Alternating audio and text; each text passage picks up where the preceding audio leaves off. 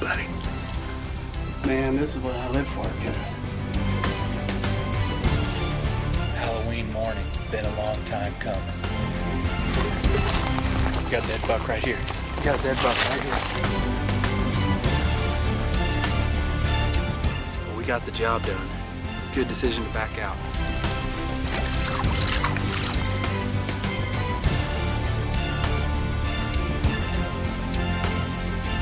Seems like every deer we kill this year is out of redneck.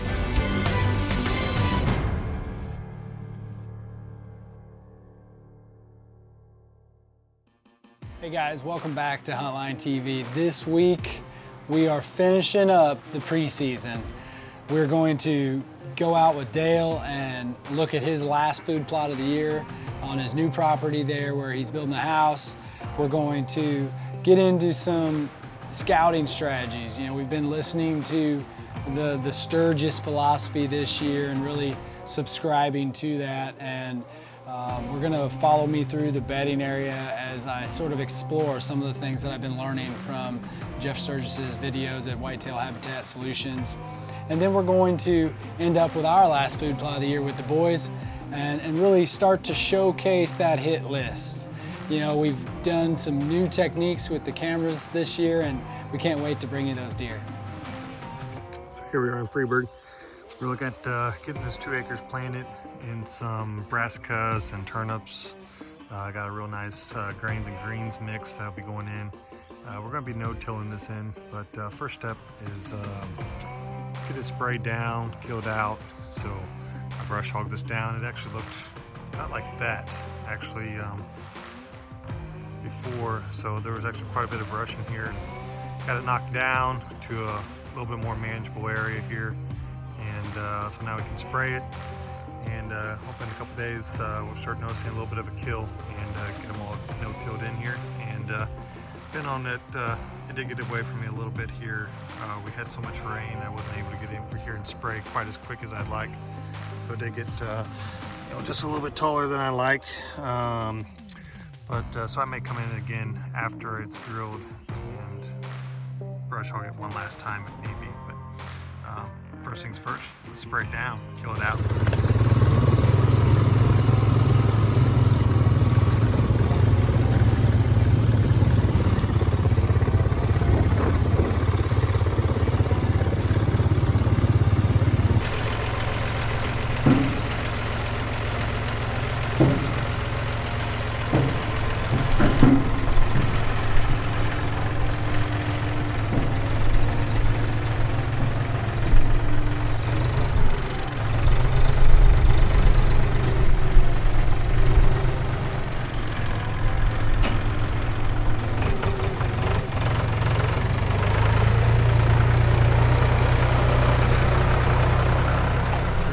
We got an acre and a half here.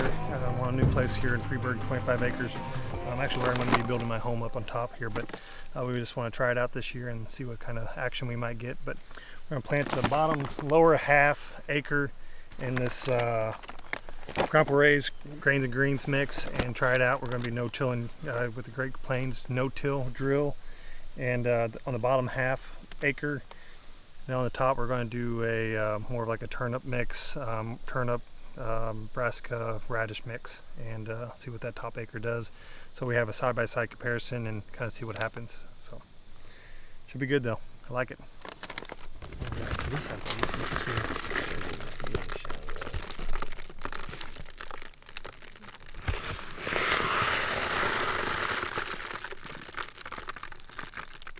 pretty stuff right there. Mm-hmm.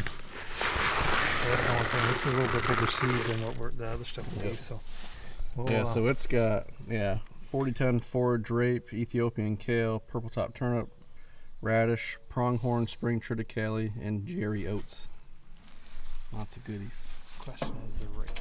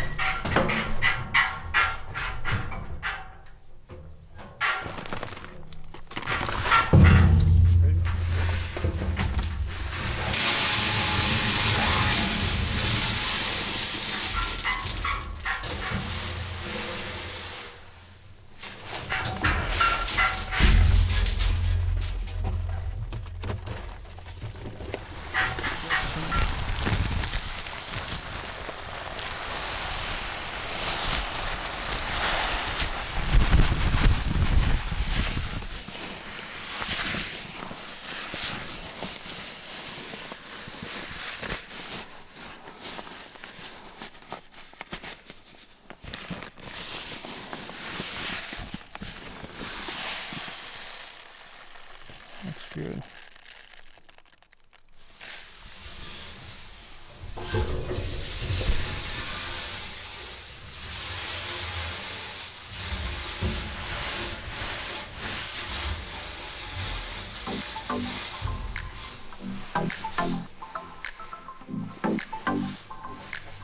There we go. Turkey pointer.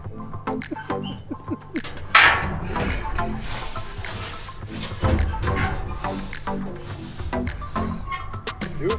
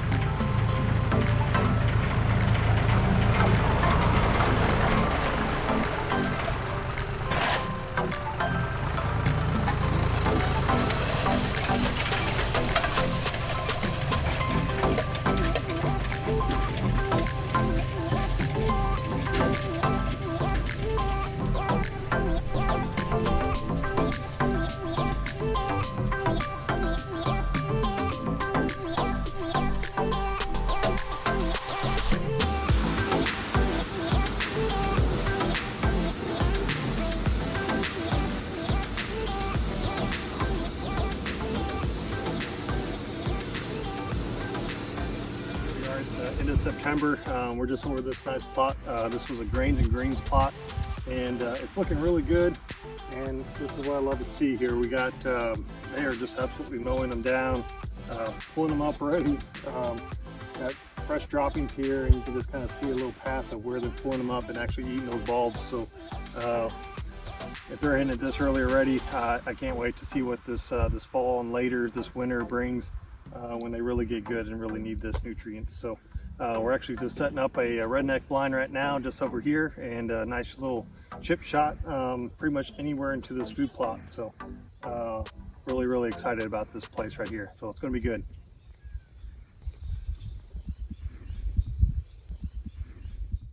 Hi, and welcome back to Health on the Huntline. This week's mini split topic is the life transition. And I'm talking about from teeth to prosthetics, really namely dentures in this case. You know, so many times when we do these consults, we see patients that have a multitude of problems, from missing teeth to infected teeth to broken teeth. They're not proud of their smile.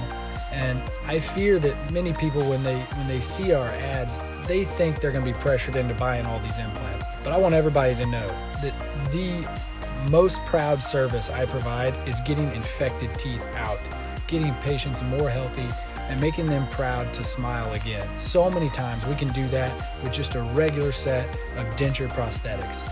Check out the before and afters. Check out our website. We're happy to take care of you. Give us a call. Thanks. We'll see you next time.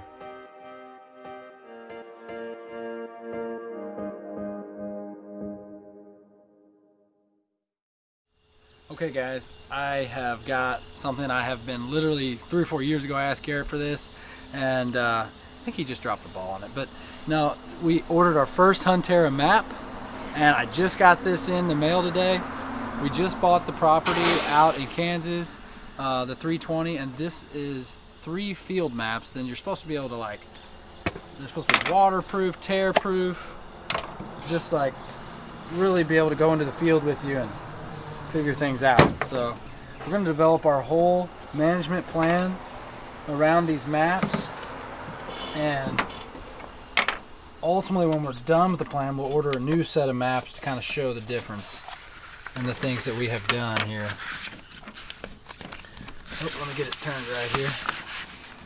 So you can see it's like a paper that is really durable. And you can see we've got the topo lines. Huntera does something really cool. It almost gives you like a 3D view and a 2D image of what your property looks like. And you can get these topo maps. This is just how we just killed our cow elk. studying these topo lines and looking at where the pinch points were and where the bedding areas were, or where they were at least likely to be. So this is going to be something that we use to develop our whole strategy around access for the farm, how we're going to get back in here, where we want to plant food and where we don't, where we want to take away bedding area and where we want to leave it. So I really look for these Huntera maps to be just the key instrument to sitting back from a distance and figuring out how you're going to develop a property and making those little detailed decisions that are going to make your property better for hunting. So I'm stoked about this.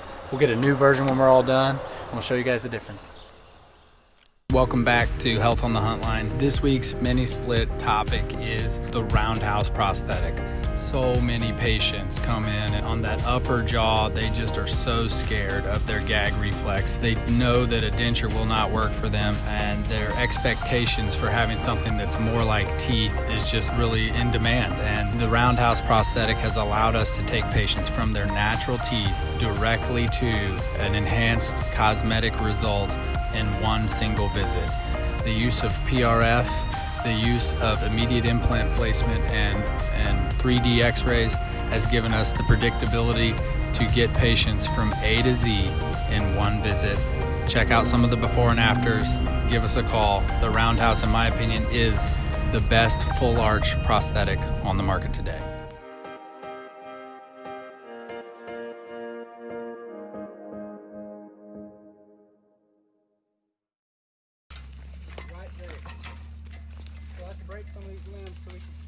We can kind of see how we could lean it up right there, right, Luke? Yep. Okay, so we'll put the feet like right here, and I'm gonna have you stand on the feet, and then I'll stand up the ladder, okay? All right, thank you. There you go.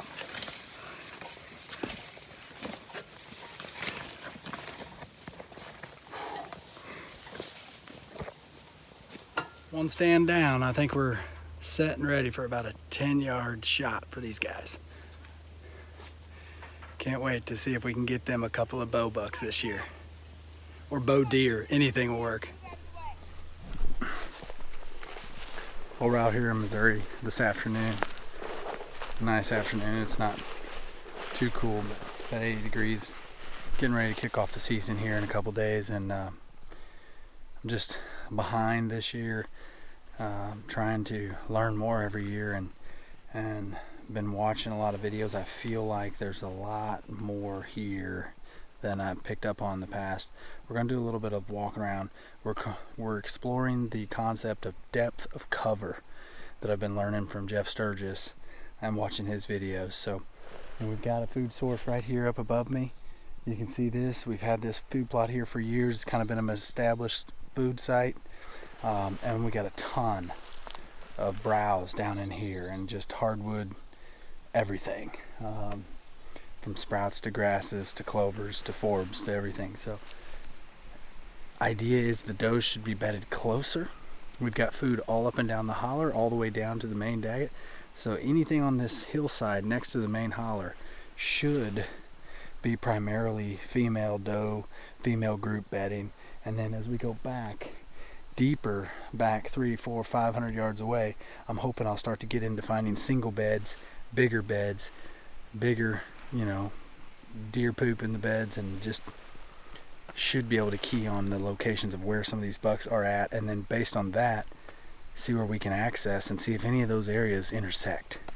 So we're looking for those spots we can slip into while the buck's still on the food source in the morning, get back in there on an electric bike, quiet, try to circle him, get back to where he sleeps, and then kill him when he comes back to his bedding area.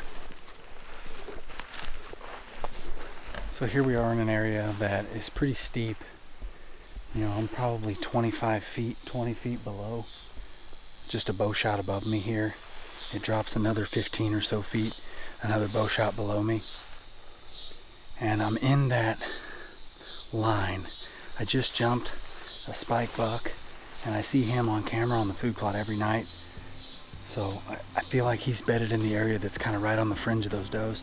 I found 3 or 4 beds that were in groups, and I'm in that line where I'm like, man, this feels like the transition zone between where the does are holding up within 100-200 yards from the food plot, and where as I move another couple hundred yards back, I start to get into where the bigger bucks, the 3-year-olds, the 4-year-olds, the really mature 5-6-year-old deer live. And we do have some of those on camera over the last few years on this property that I know are alive.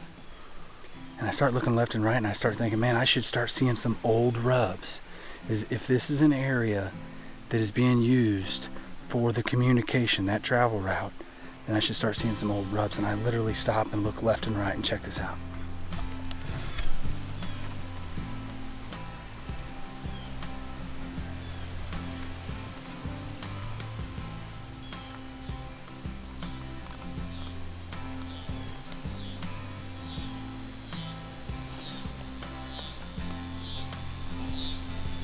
We're also on a topo line that makes this a fairly level walk from an elevation change standpoint, you know, all the way until you get to the food source. So earlier in the season, I had picked out a tree right up here. I feel like this is a stand that you could get into right at daylight. You don't want to be here real early because it totally makes sense that your thermals would just be soaking down through this valley, which is where they're crossing. And if we're hunting up here, we want to wait till that sun starts to make that temp rise, starts lifting your scent up off.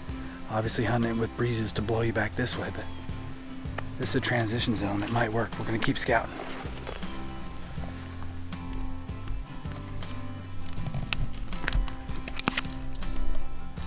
And the last 30 yards.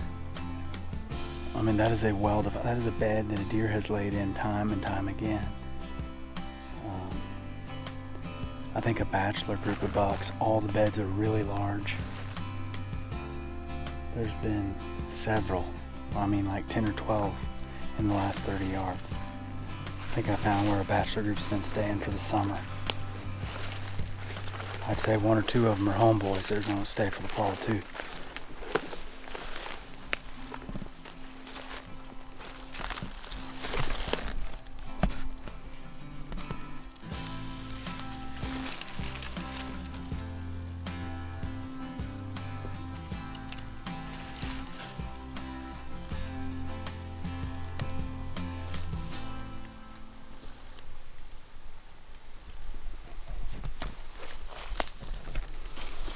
This is where he's at. We just gotta find a way to get him. Okay, so my brother's driving the skid steer right now, if you don't know, so yeah. And we're going down to plant a food plot.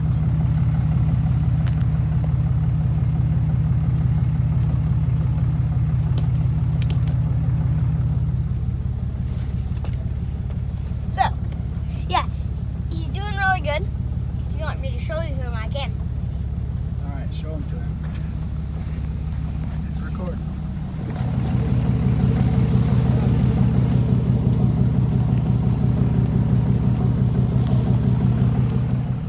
So, yeah. And I think I want to drive it on the way back, so yeah. So Dad will film that too. Right, Dad? Oh, you know it. We're gonna put in a food plot today, and Hudson's moving equipment with us. I got the truck, and he's in the skid steer. So, Hoyt's pretty excited. He's gonna get to drive it after a while. You're a squirrel. All right, we're here in the first couple of days in October. A little bit late, but we're gonna plant some winter peas. This is an old bedding area that's got some good dirt on it. We planted a strip through here earlier, and they've really been using it well. So we're gonna try to put a little bit more food here, especially with the rye winter peas. Hopefully that'll produce some food for them before spring green up next year. So, and maybe help us this fall yet. Hudson's bringing the skid steer. Yeah, I'll show you him real quick. Hoyt's filming, and we're Might going to not be be able to broadcasting see him that good because the sun's in the eyes. But you can see him, he's doing good. Gotta watch out, he's pulling this way. Yeah.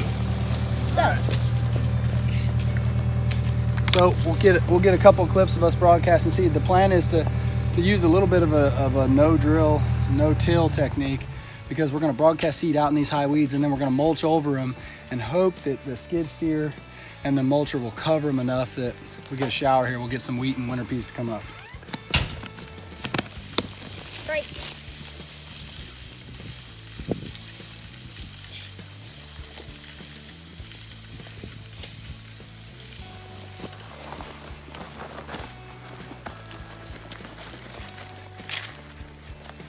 Okay. Hi. We're moving down into this camera so you can see it. And I'm going to spread some seeds over here. And it's a pretty sunny day today. Kind of hot, but it's good. I like the season of fall, and it's October right now, so it's getting close to Halloween, if you don't know. So, to my real question, well, yeah, just doing this.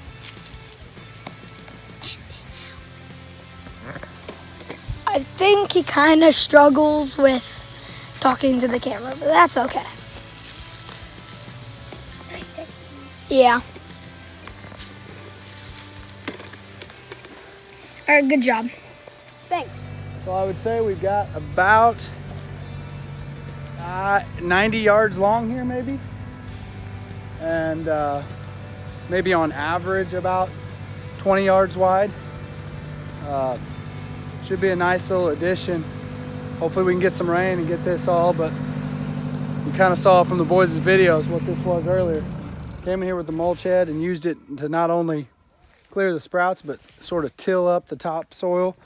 We broadcast seed in here when it was like this, and then we mulched it, and then I broadcast it over the top when it was like this. So we'll see that combination. We definitely got enough seed on it, but if we can catch a rain, I think we're gonna have a beautiful little plot here, and I think the deer are gonna feel really comfortable.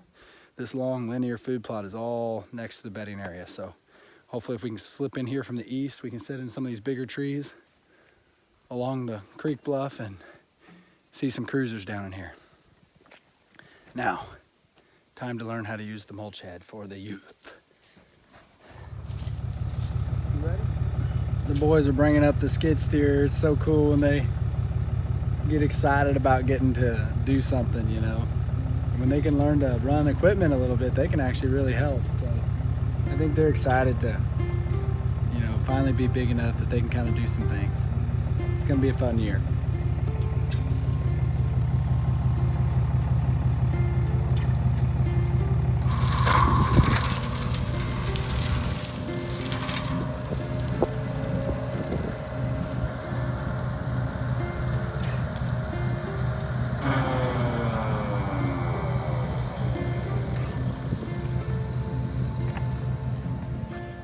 You know, the whole off season this year has been centered around property development. With the purchase of the Brown property, the 320 out in Kansas last year, we've really been focusing on land management, and that's true for here on my dad's properties on Circle B Ranch here at home, and that's true for my new property out in Kansas. And our hit list this year has been, it's been a long time sort of collecting, because in years past in the summertime I put down a bag of corn, kind of find out what we have.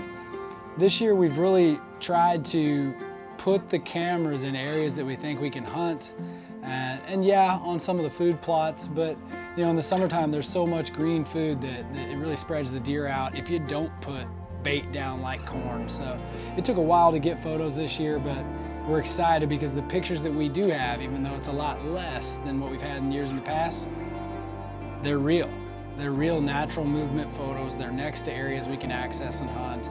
And you know, going through some of these bucks, the G6 buck in Missouri is one we're really excited about. We were on him in 2018, 2 seasons ago, and you know, last year we didn't get a single photo. We're assuming he's gone. He's reminded me of the Deep Fork buck where, you know, that deer just disappeared for an entire season on us. We thought he was dead. Next year he's back. He's on camera more than ever, and he's more daylight active than we've ever seen him. And that's exactly the story with the G6 buck here in Missouri. So I'm hopeful that this October is still going to bring that deer into our camera frame for you guys.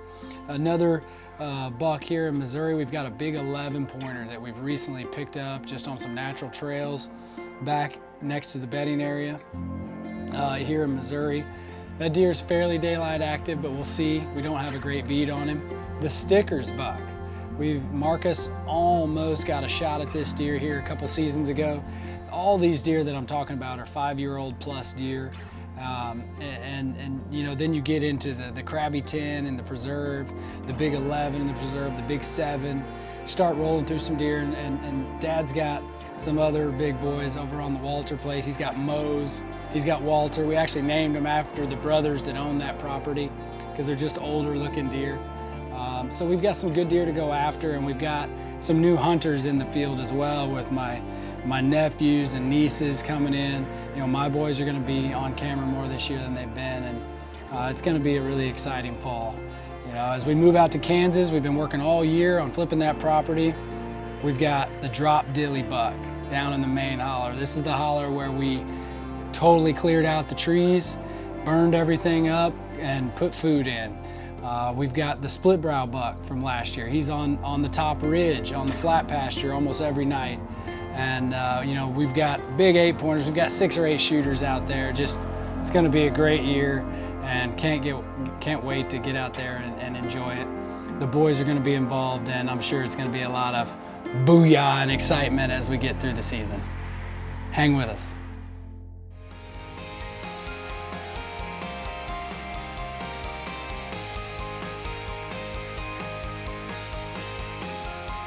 Be sure to give us a like on Facebook to keep up with all the details of the show.